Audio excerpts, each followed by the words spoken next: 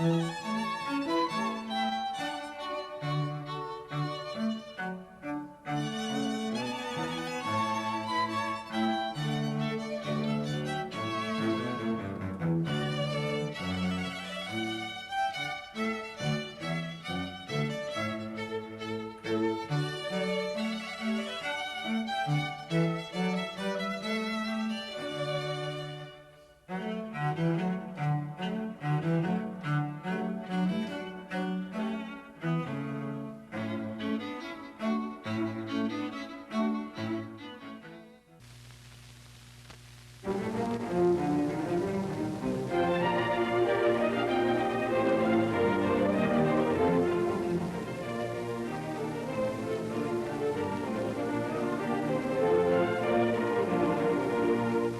Great Ideas is a program devoted to uncovering the meaning of the ideas we all use every day of our lives. In the period to follow, Dr. Mortimer J. Adler will undertake to discuss some aspect of a basic idea. Dr. Adler. Welcome to another discussion of the great ideas. Today we are going to consider the ideas of good and evil. In the time we cannot consider the whole subject these terms include or comprehend, nor all the problems that they raise. We should be concerned largely, if not exclusively, with the human good, the good for man, and more specifically, human happiness. Now let me enumerate quickly for you some of the ways in which these terms, good and evil, particularly the term good, are used. For example, in economics, we talk about goods. We often say goods and services. And by goods, we mean, when we say economic goods, we mean commodities, the things that men buy and sell. And such things we speak of as having value. The word good has the other meaning here of something that has value. We speak of goods as having value in use or value in exchange. And in politics, we speak of a good society or a good government. And here the meaning of the word good very often has the connotation of justice. For a good society is a just one, and a good government is a just one.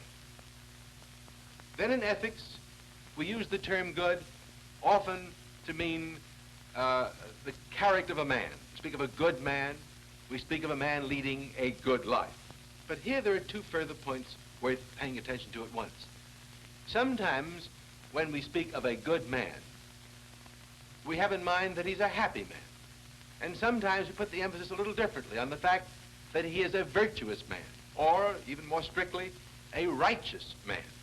And this calls our attention at once to the possible shift or change in meaning, that shade of difference in meaning when we use the word good and when we use the word right. Good and evil on the one hand, and right and wrong on the other, are not strictly synonymous. For example, we apply right and wrong only to human acts.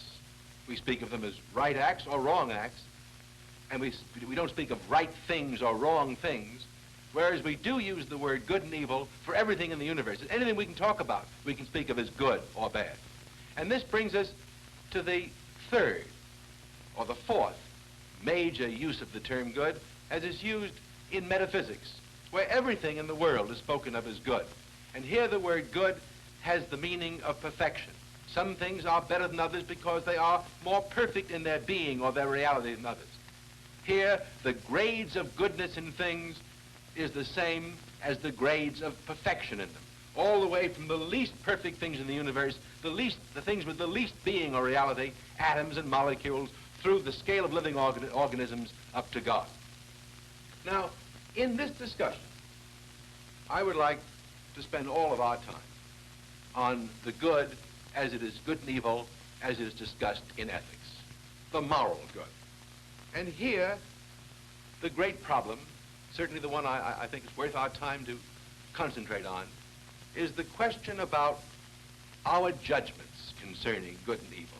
When we say something is good, when we call something bad, is that judgment we make an expression of knowledge on our part or just our personal opinion? Now here, there are two answers to the question. that represent two extreme views. On the one hand, there's the answer that Hamlet gives, and that Montaigne also gives, when, in almost the same phrases, they say, there's nothing good or evil, but thinking makes it so. And what they mean when they say that is, it's just a matter of opinion. You may think something's good, and I may think it's evil. It's just my thinking it so that makes it good or evil. The opposite view holds that we can have knowledge about what is good and evil, and that it's even possible the knowledge is so precise that we can have a science of ethics, just as we have a science of physics. So we have a science of ethics that gives us clear-cut knowledge concerning what it is good for man to seek, what it is good for man to do. Now this issue between those who say that there's nothing good or evil, but thinking makes it so, and those who think there is a science of ethics, is the central question about the objectivity or subjectivity of these fundamental values, good and evil. And I should like then, as we go on, to consider first this problem of the objectivity or subjectivity of good and evil as it concerns these terms themselves, then extend the consideration to the question of the objectivity or subjectivity of our conceptions of human happiness. Both of these problems, the narrow one, the broader one about good and evil, the narrower one about happiness, I think, are serious and important, practically significant problems. Because as men take one or other stand with respect to the objectivity or subjectivity of good and evil, they take different attitudes toward life, they act differently, and they judge their fellow men differently. What do we mean when we call anything good? Whatever be the full answer to that question, one thing is certainly clear. Anything we call good, we regard as desirable. The good is the desirable is the good. The good is the object of our desires. So much so is this the case that it's really a self-evident truth to say that we obey the law, seek the good. Anything we seek because it's good, and there's nothing else in the world we would seek except the good. So one could almost say, as a matter of fact, that all men do seek the good. This is something that Socrates said many, many centuries ago. He said, no man ever seeks or craves for or pursues that which he deems harmful or injurious to himself, but rather he only seeks that which he regards as to his advantage or benefit. And you may ask me, what about some men, neurotics, who look as if they were seeking to be hurt or harmed? There's no problem there, really, because their very neurosis, their pathology, amounts to making them regard what we would think of as pain or hurt as something pleasant or advantageous.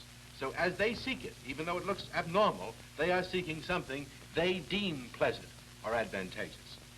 But you may ask, don't men ever seek what they deem to be advantageous, though it is in fact an injurious thing? Don't they ever make a mistake about what they seek? Here, of course, we face a very difficult question.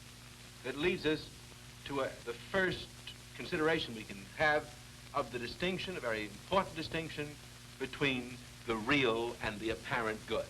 Let me see if I can make that distinction for you. Suppose you say that something is only apparently good, or is an apparent good, if it is that which men deem is to their advantage or benefit, something which they in fact do desire. And suppose you say, let's call something really good, if it is something which is in fact to their benefit or advantage, and something which they should desire, even if they do not. Well, now, when you make the distinction this way, you're entitled to come back to my original statement about the good being the desirable. Because if the good is the desirable, how can we call something good if men should desire it, but in fact do not desire it? Now, the answer to that question depends on the answer to an even deeper question. The question that Spinoza put many centuries ago when he said, when he put the question which he gave a certain answer to, the question being, do we call something good because we desire it? Or do we desire something because it is good? Now, it makes all the difference in the world whether you say, we merely call it good because we desire it. That puts the emphasis on the desire first. Or if you say, we desire it because it is good. And as you answer the question, one way or the other, you really are taking sides on this fundamental issue about the objectivity or subjectivity of good and evil. Now let's look at the two sides of this issue a little more closely. There is the side which says the good is simply that which we in fact desire.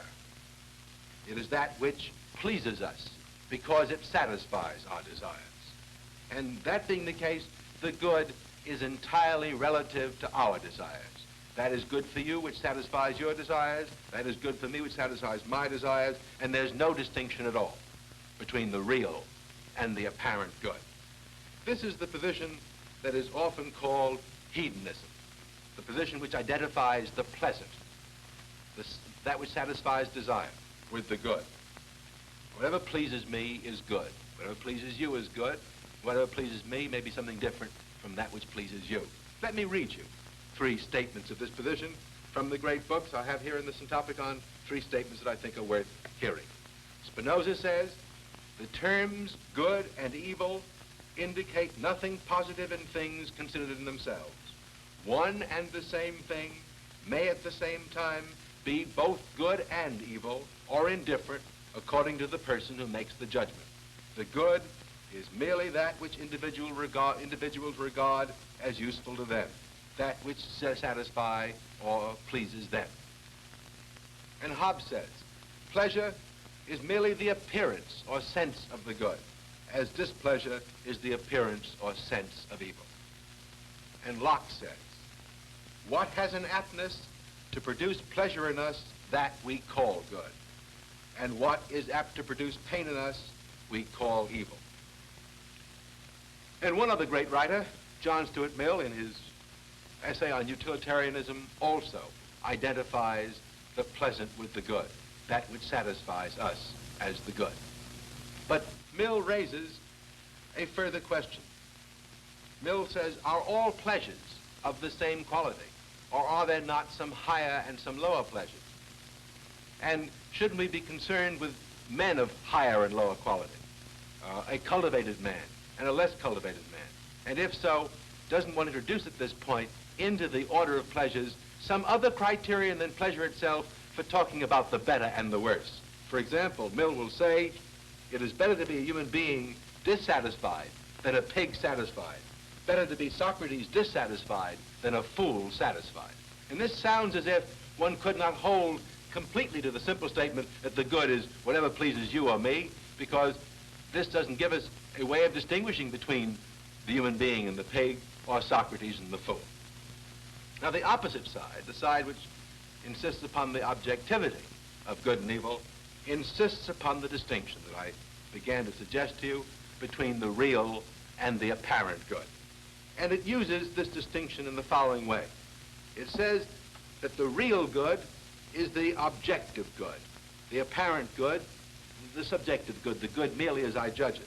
That the real good is something I have knowledge about, and the apparent good is something I merely form my own personal opinion about. And moreover, this distinction between the real and the apparent good, it defends as follows. It says the apparent good, the good which is merely an expression of my personal judgment or opinion, is the object of my conscious desire. What I consciously desire from moment to moment is that which appears to me to be good. Whereas the real good, which I can know to be good, and which is good even when I do not consciously desire it, is something which is the object of my natural desire as opposed to my conscious desire. Now, what is this distinction between conscious and natural desire? Well, the particular cravings I may have in mind at any moment. I may want a fountain pen of a certain kind. I may want a large automobile. These are conscious desires. Natural desires are the cravings, shall I say, the tendencies, the appetites that are built into my human nature. For example, I have hunger, as a natural appetite. And therefore food is a real good because it satisfies a natural appetite.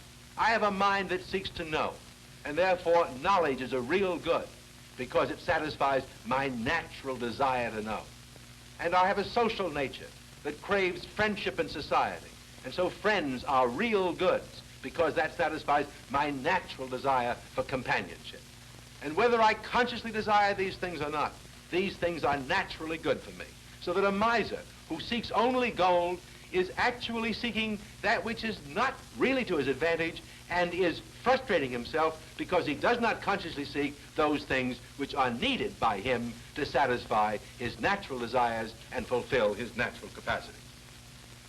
If this is understood, then you see at once that the real good, because it corresponds to the things which satisfy our natural desires, the desires that constitute human nature, must be the same for all men everywhere at all times. According to the view I've just been describing, the real good is what a man naturally does desire and consciously should desire. And therefore one can measure his conscious desires as themselves either good or evil, according as they conform or do not conform with his natural desires, or in other words, with the things he should desire.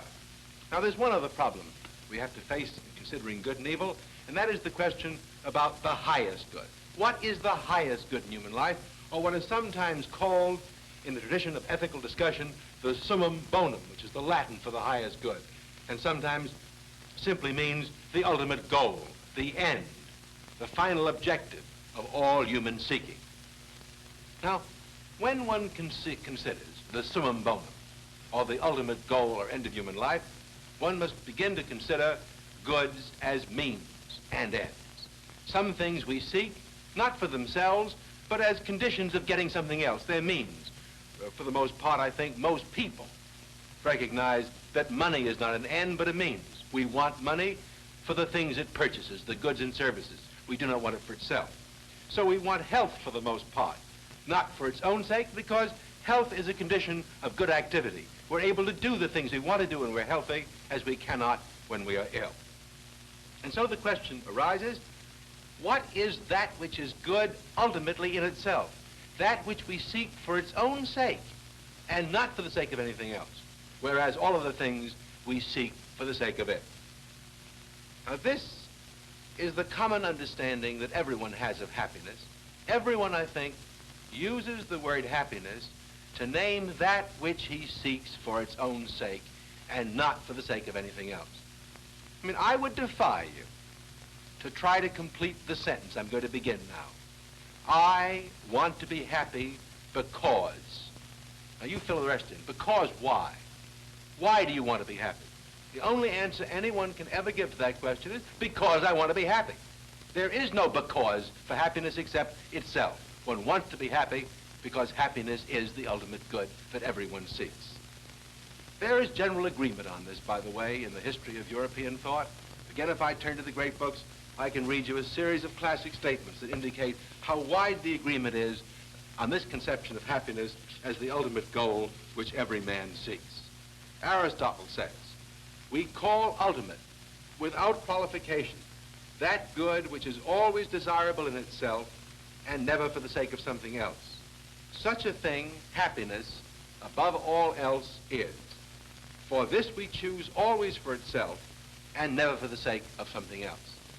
And then Pascal, centuries later, says, man wishes to be happy and only wishes to be happy and cannot not wish to be so and wishes to be happy for its own sake, which is happiness for its own sake. And John Locke says, what ultimately moves our desires? Happiness, he answers, happiness and that alone. It is the utmost pleasure of which men are capable. And finally, still later in time as we come down through the centuries, John Stuart Mill says, the utilitarian doctrine is that happiness is desirable, and that the only thing desirable as an end is happiness, all other things being desirable only as means. Each person, so far as he believes it to be attainable, desires his own happiness.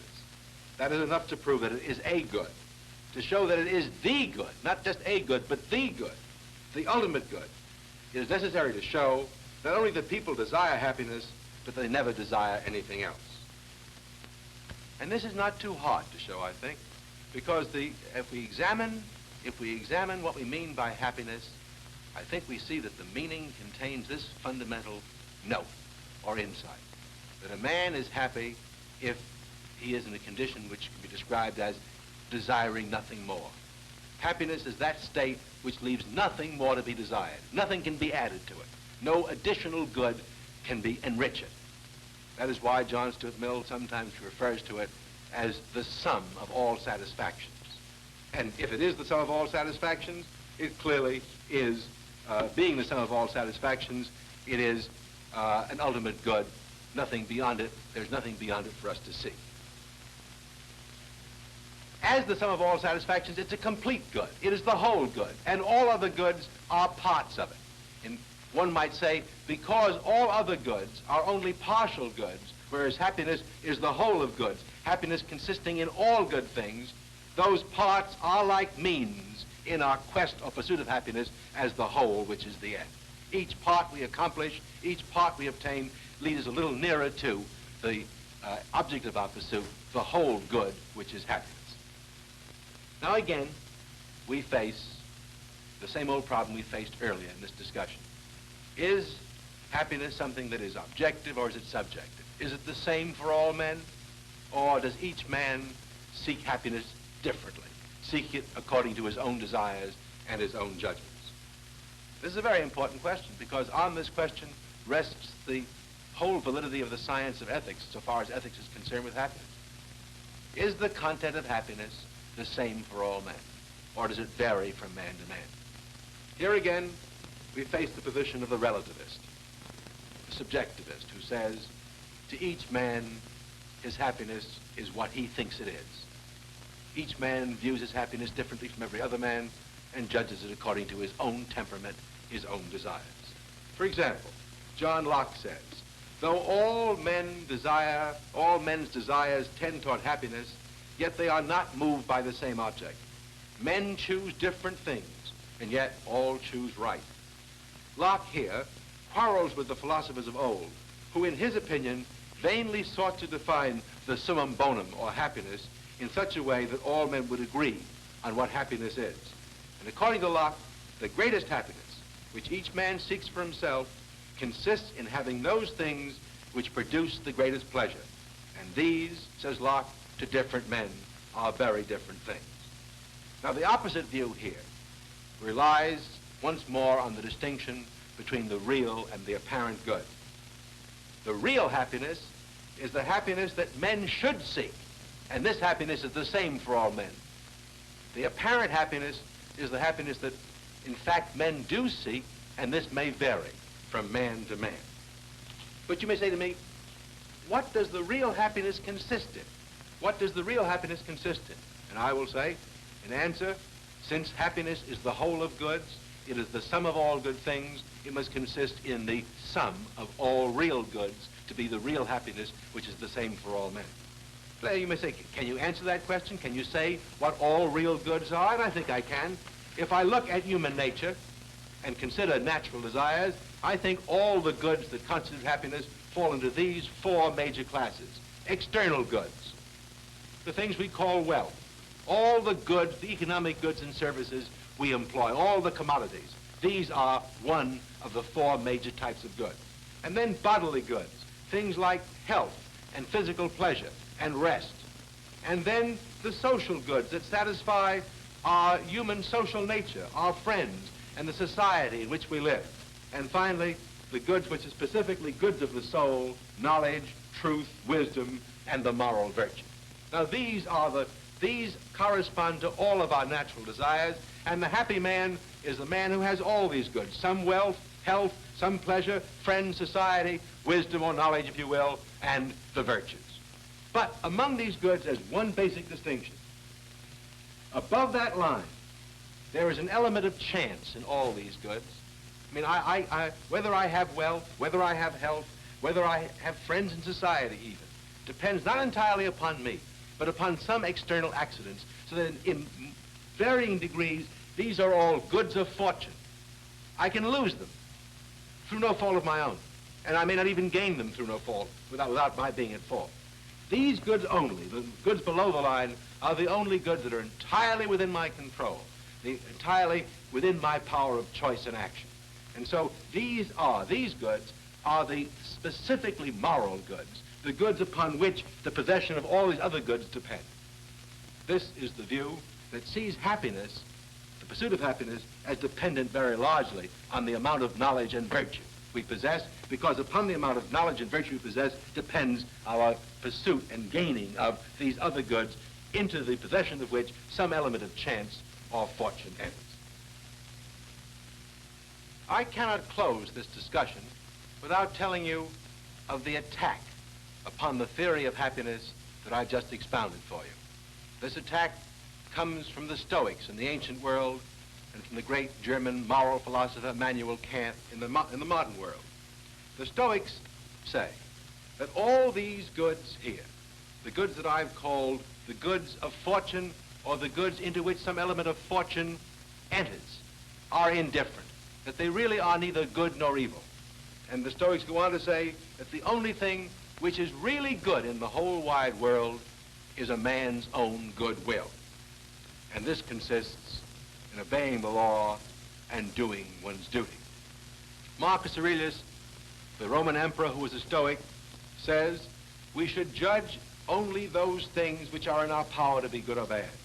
Suppose that men kill thee, cut thee in pieces, curse thee. What can these things do to prevent thy mind from remaining pure, wise, sober, just? Now, Immanuel Kant elaborates a little bit on this Stoic view. He points out that happiness can be regarded as the summum bonum, or highest good, but that moral conduct is not conduct that is involved in seeking it as an end. Moral conduct is conduct that involves doing our duty. He agrees with the Stoics that the only really good thing in the universe is a good human will, which is a dutiful will. But Kant goes on to say that though we should be doing our duty, and though the only thing that's important is to have a good or a righteous will, happiness enters in human life in the following way. It is not right, he says, for men to seek happiness or to wish to be happy. Rather, they should wish so to conduct their lives that they deserve to be happy. And that's quite a different kind of statement. Now, this is, I think, all that we have time for on this fundamental subject of good and evil. I wish there were time to discuss the great problem of the individual good as opposed to the common good, but I'm afraid that our time is almost up. Next time, we shall discuss another great idea and deal with some of the fundamental issues that it raises, as we have done today. I hope you'll be with us again. Thank you very much.